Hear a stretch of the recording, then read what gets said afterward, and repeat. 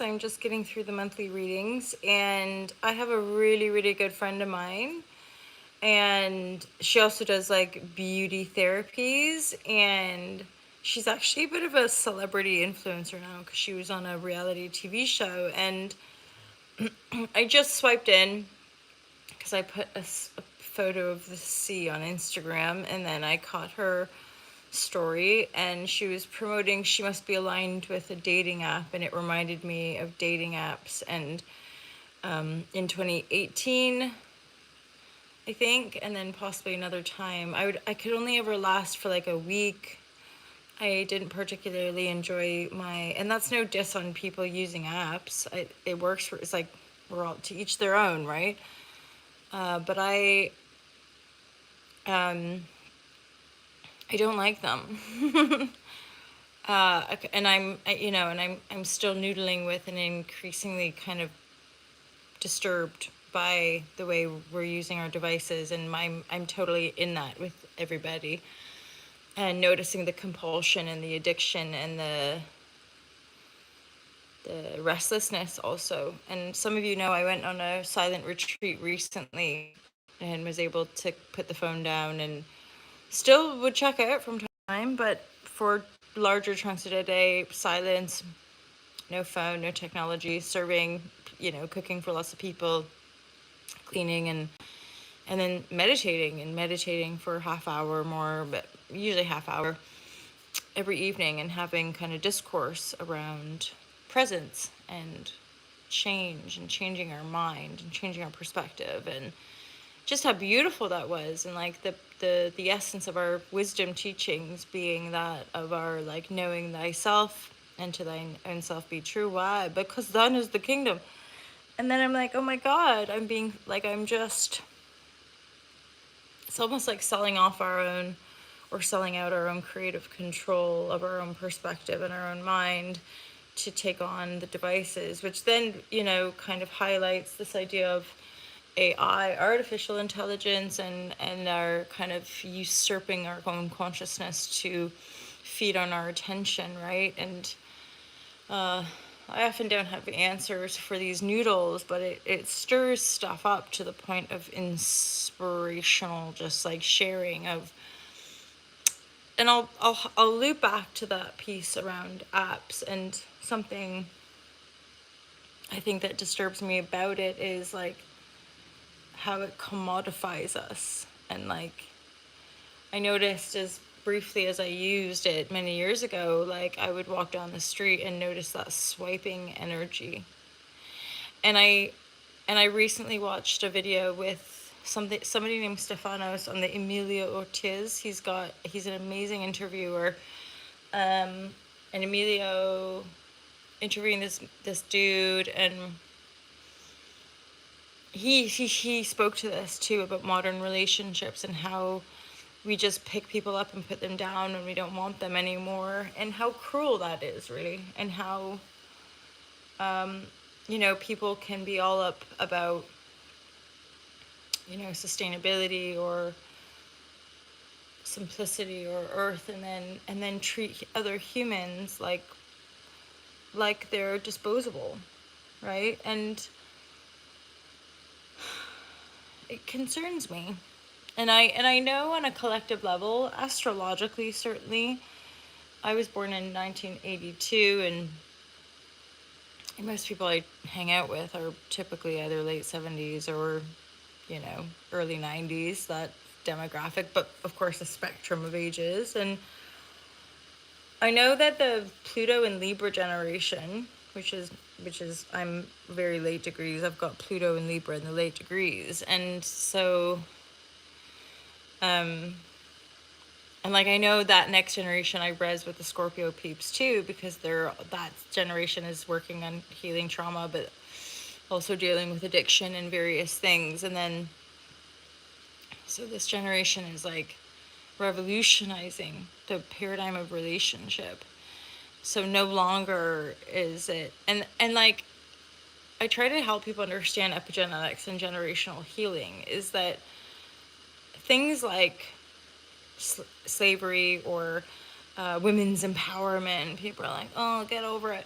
It's like, well, yeah, but we carry those programs. So unconsciously, women might find themselves pleasing and wanting to be chosen and wanting that validation from man, because on a societal level, we like, that was survival. If a woman didn't align herself with a man, if she wasn't married, if she wasn't, she would just be like cast out kind of thing, right?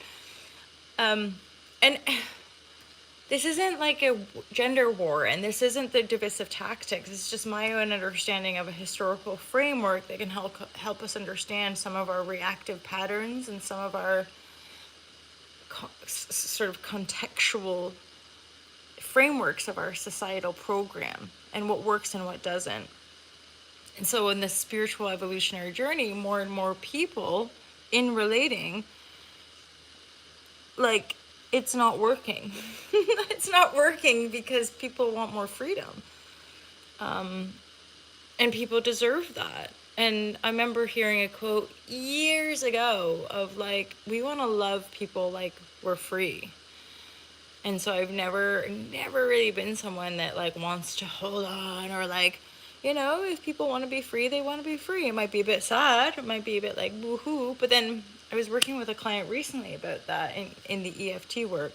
And it was along the lines of working through people-pleasing patterns and the like real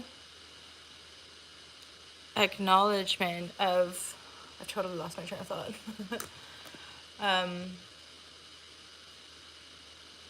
Well, I'll pick it up from like not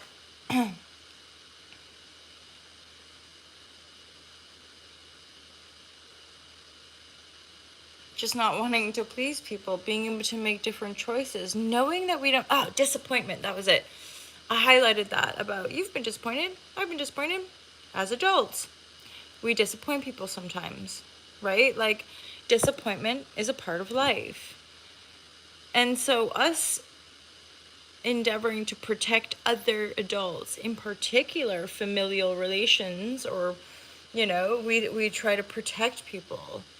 Oh no, but I don't want to disappoint them. Why? You were disappointed as a kid by their behavior. You're allowed to disappoint them.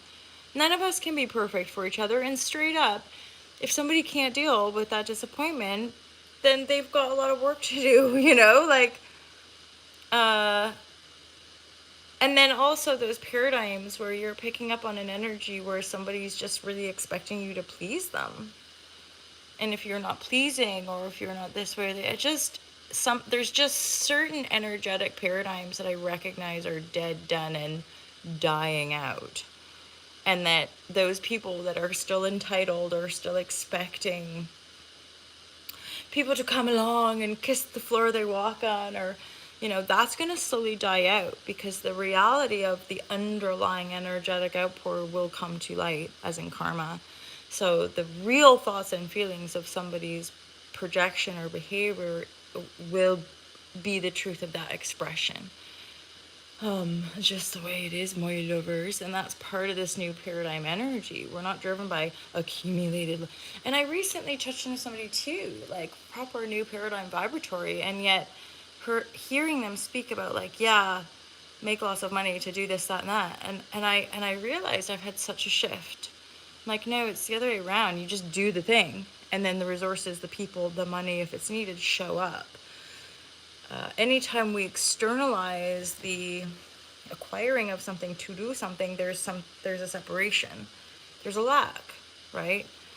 I say that, and with all that words that I use, I still am working it out. Like, I'm still looping back to center, going, what is how to manifest? And because there's like these paradoxical loops as well around like the knowingness, but the nothingness, or the projection, the vision, the intention, and then the releasing, the letting go. Like, you're all at once holding space for a vision contained within the heart, and having no attachment to it whatsoever, and being simply present with the allness of that is. Like, it just, What is this game called life? I don't know. Do you? Maybe we'll work it out together. Right? And I really appreciate you guys. Did I say everything? Yeah, I think I just need to express my concern with dating apps for one, and just technology and phones and their general rifeness of addiction. But that's okay, because I really don't want to, like, we all have them. I got mine too, and it's like, just, I don't know. I polarize sometimes, just being like, could we just be nice to each other? Or could we just try to. And at the same time, if you've been abused, if you've been hurt, if you've been oppressed, if you've been like shunned or really badly hurt by somebody, no, I'm not saying you have to go make amends because to your abuser, or like, or even reply, or even give any more attention to somebody that you feel just totally treated you bad, right? Like, we don't have to own, like, mirror work and reflective work. We don't have to own people's behavior. We need to own our reactions and perspectives, right? So we don't, if we deduce that somebody is manipulating us or deceiving us or lying to us, we can just walk away. We don't, these things of like, needing to be validated by somebody, or needing that kind of knowingness. Like, the truth is the truth, which is always going to come out. And I think that's another layer to all this. People doing shady business deals, people being awful in relationship, people blah, blah, blah. That stuff will continue to get shone out, because I believe our collective, our human species, is evolving in a positive way, despite what it might look like. We're becoming more aware. We become more heightened if somebody's saying how nice they're being, but actually behind our back they're talking shit about us, or gossiping, or saying it in a way that sounds nice, but actually what they're doing is tearing somebody down. That all will come out. The shades, right? People want to pretend, but it's the pretending which is the thread that's coming undone, because we're becoming sensitized, because we can see more. Like Neo beyond the Matrix, we can see more of how the kind of game of life is operating. But why? Because it's part of our consciousness. We're not separate from it. There's not so, oh, you're all knowing, or no. It's just being in tune with yourself in the field. And then you can usually pick up on distortion, or you can pick, and to each their own. If you've caught somebody lying, it's not your shame, it's theirs. But that's part of those endeavoring to disengage threads of energetics that are attached to other people, and pull them back in, right? So that you're full and you're also protected. And then, I mean, I think a lot of us, I certainly am. What I'm learning is to just go way slower. Really, really, really, really get to know somebody, because there are people who are, what's that expression? Like a wolf in sheep's clothing. Like, there are people that are really, really good at getting their needs met through manipulation.